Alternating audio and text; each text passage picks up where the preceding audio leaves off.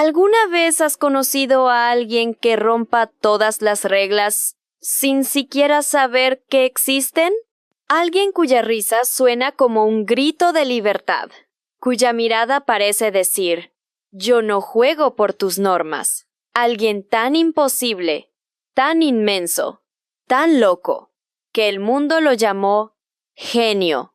Hoy te presentamos a uno de los personajes más excéntricos, revolucionarios y desbordantes de la historia del entretenimiento mexicano, Manuel Gómez Valdés de Castillo. Pero todos lo conocemos por otro nombre, el Loco Valdés. No fue solo un comediante, fue una tormenta de risas, un vendaval de creatividad, un circo ambulante montado sobre dos piernas. Y detrás de esa sonrisa descarada, de esas cejas alzadas y ese paso torpe pero seguro, había un hombre que vivió cada segundo como si fuera el último chiste antes del fin del mundo. Imagínate esto. 1931. La Ciudad de México. Una casa humilde, con paredes de tabique y techos de lámina.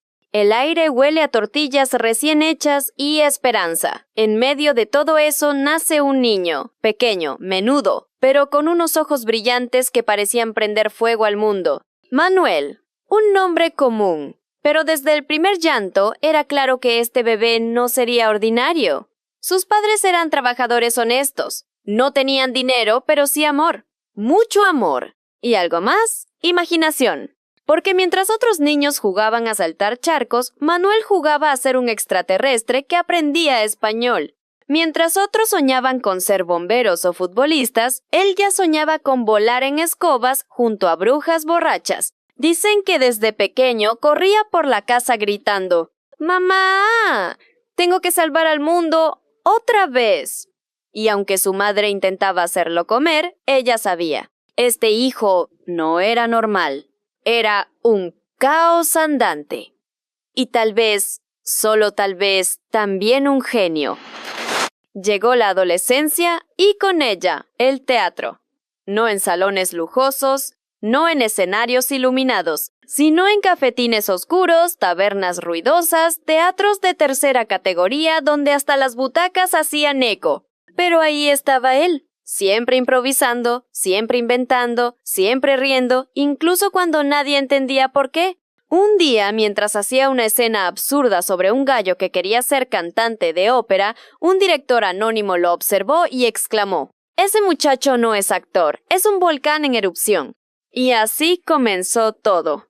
Primero como extra, después como patiño, luego como payaso, y finalmente como el huracán cómico que iba a cambiar para siempre la forma de hacer humor en México. Imagina esto, un platillo volador hecho de cartón, un grupo de marcianos bailando mambo, un vampiro con sombrero que toca la guitarra mal, un político convertido en zombie que habla en verso. Y en medio de todo eso, Manuel el Loco Valdés. No era comedia, era una invasión alienígena disfrazada de espectáculo. Junto a su hermano Germán Valdés, mejor conocido como Tintán, formaron una dupla legendaria. Junta a esos dos y ponlos frente a una cámara. Y ya no estás viendo una película.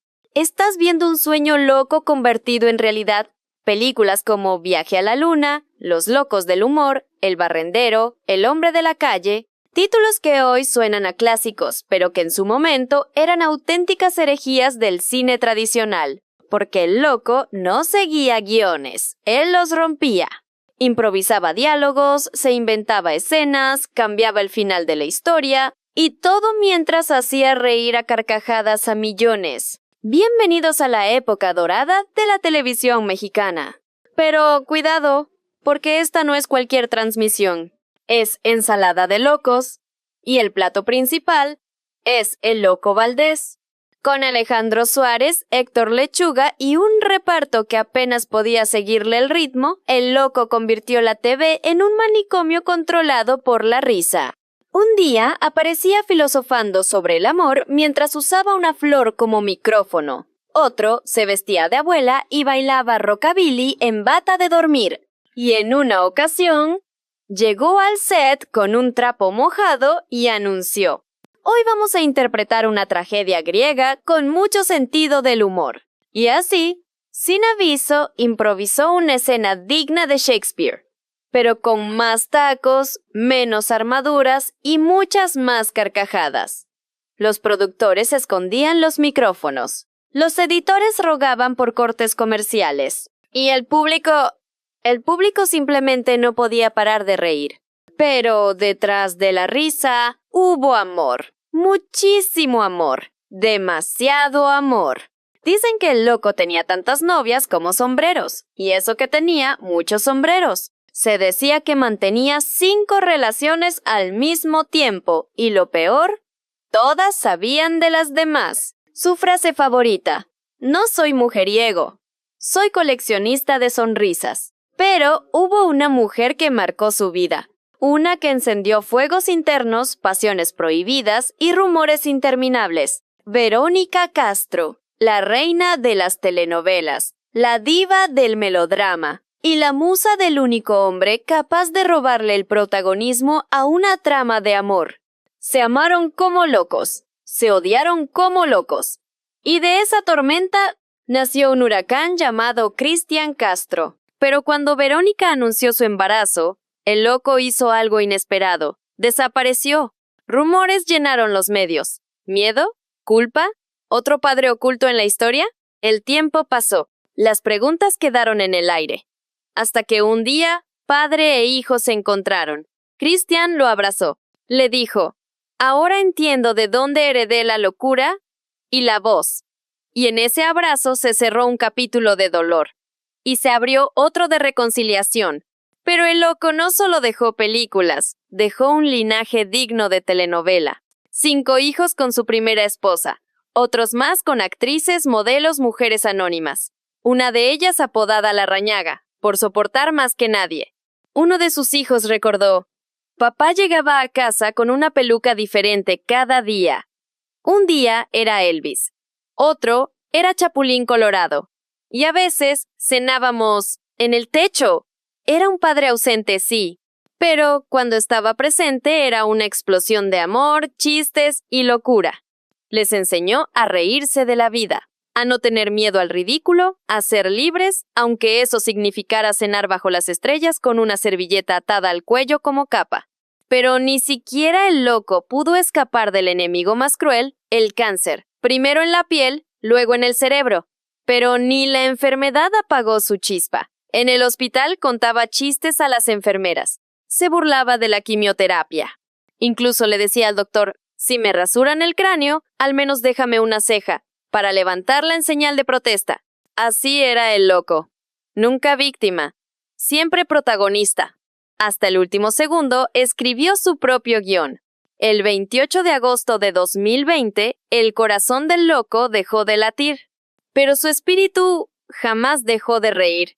Sus cenizas descansan junto a las de su madre, como si el niño travieso hubiera vuelto a casa, como si dijera: ya me cansé de inventar historias, ahora quiero escuchar las tuyas. Y su legado, su legado, vive en cada comediante que se atreve a romper reglas, en cada actor que improvisa una escena, en cada risa que surge en medio del caos. Porque el Loco Valdés no fue solo un comediante, fue un revolucionario del humor, un artista del absurdo, un poeta de la carcajada. ¿Quieres saber quién fue el Loco Valdés? Fue ese que entraba a cuadros sin permiso, ese que decía verdades disfrazadas de chistes, ese que no pedía permiso para ser feliz. Fue el que nos enseñó que la locura puede tener clase, y que la risa es la forma más elegante de decir la verdad. Así que la próxima vez que alguien te diga que estás loco, sonríe, levanta una ceja y responde: sí, pero ¿loco como el Loco Valdés? Gracias por acompañarnos en este viaje entre la risa, la nostalgia y la genialidad. Si quieres seguir explorando vidas extraordinarias, personajes únicos y leyendas que marcaron una época, suscríbete, activa la campanita